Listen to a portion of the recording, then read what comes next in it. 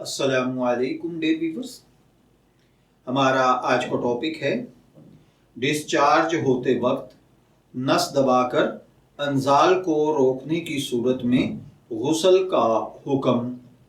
یہ ایک سوال ہے جو ایک بھائی نے پوچھا ہے۔ وہ کہتے ہیں کہ میں نے ایک ویب سائٹ پر پڑھا تھا کہ انزال نہ ہو تو غسل واجب نہیں ہوتا۔ تو میرا سوال یہ ہے، اگر کوئی نس دبا لے جس کی وجہ سے انزال نہ ہو، البتہ شہوت پوری ہو جائے، لیکن پھر کچھ دیر بعد پتلا پانی نکلے مزی کی طرح، تو کیا غسل واجب ہوگا یا نہیں؟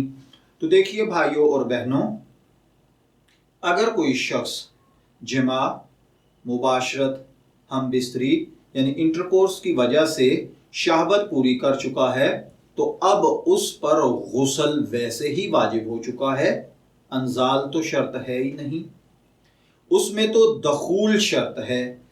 اب انزال کے ٹائم پر یعنی ریلیز ہونے کے ٹائم پر اس نے اپنی نس کو آگے سے دبا کر پکڑ لیا یا منی کو اس نے کسی طرح بھی روک لیا، البتہ اگر شہوت جماع کے علاوہ کسی اور ناجائز طریقے یعنی مشت زنی وغیرہ سے پوری کی ہے تو ایسی صورت میں نس دبا کر منی روکنے سے غسل واجب نہیں ہوگا، لیکن مباشرت کی صورت میں ہو جائے گا۔ اسی طرح اگر تھوڑی دیر بعد پتلا پانی نکلے اور یہ یقین ہو کہ یہ منی نہیں ہے بلکہ مزی ہے تو ایسی صورت میں بھی غسل واجب نہیں ہوگا۔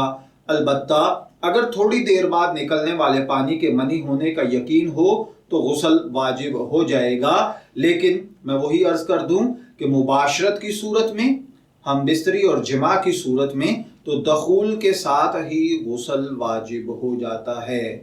میں دعا گو ہوں کہ اللہ تعالی ہمیں ان باتوں کو سمجھ کر ان کے مطابق عمل کرنے کی توفیق عطا فرمائے۔